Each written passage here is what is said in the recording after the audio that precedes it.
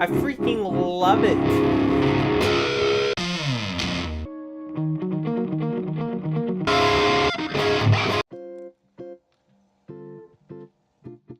When I heard about the announcement for the V2 line, I was psyched.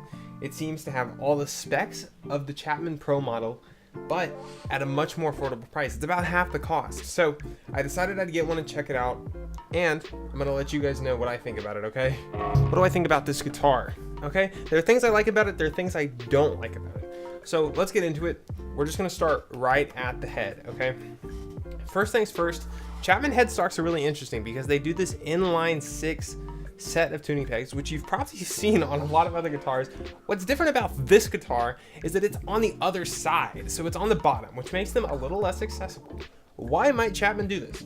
The reason Rob Chapman actually decided to do this was because he just liked the look of it, okay? It does look pretty cool, okay?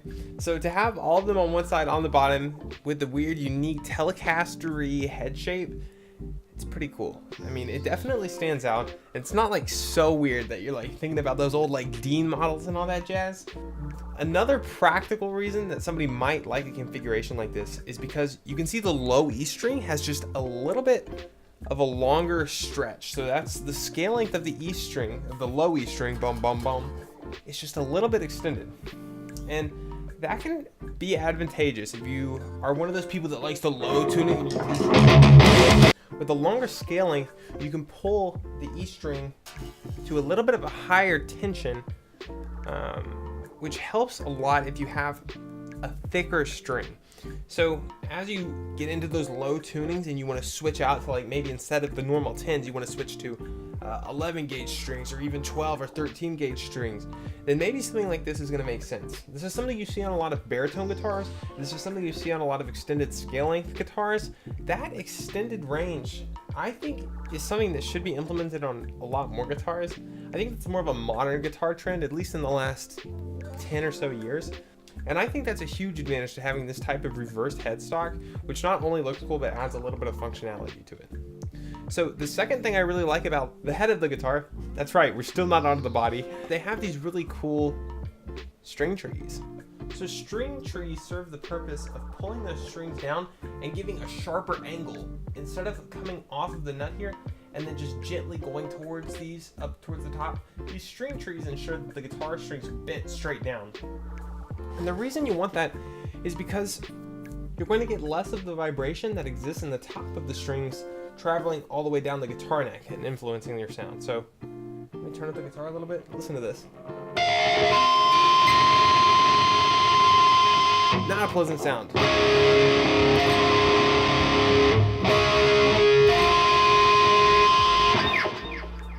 So those string trees help just a little bit with that. So now let's talk about the third thing that's on the headstock that everybody's got to talk about, the tuning pegs. They're good. They hold their tune, they're solid, they feel solid, they do not slip.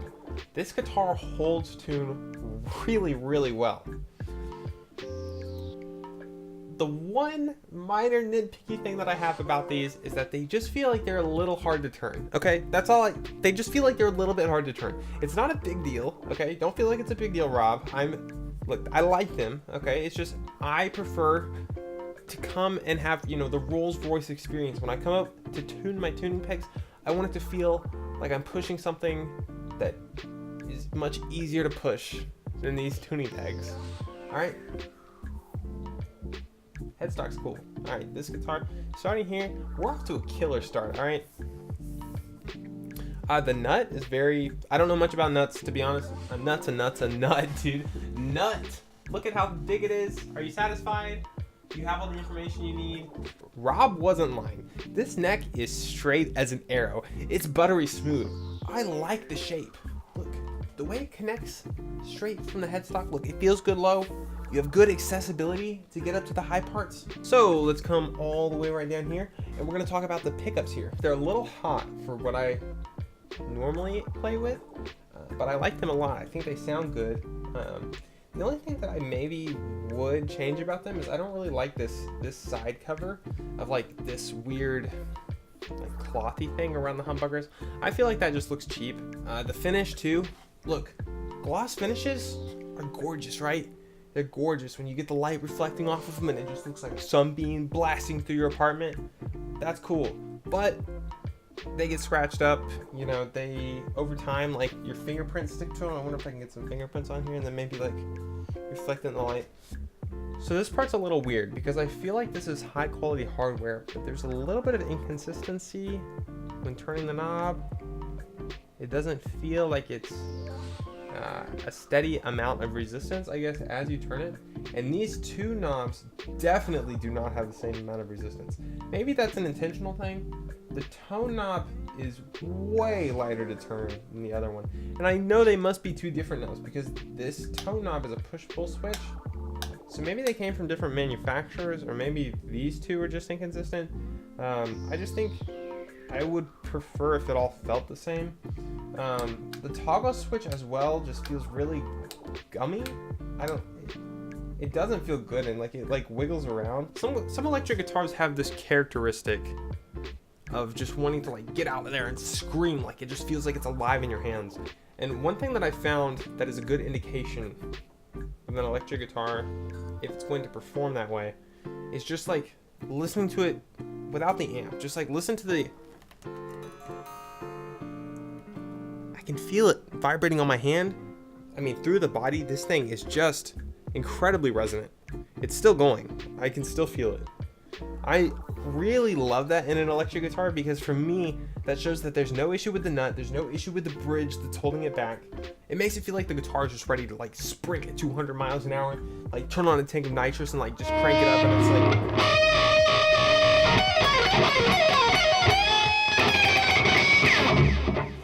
I freaking love it, okay? I freaking love it, okay? I freaking love it. I love it. I love it.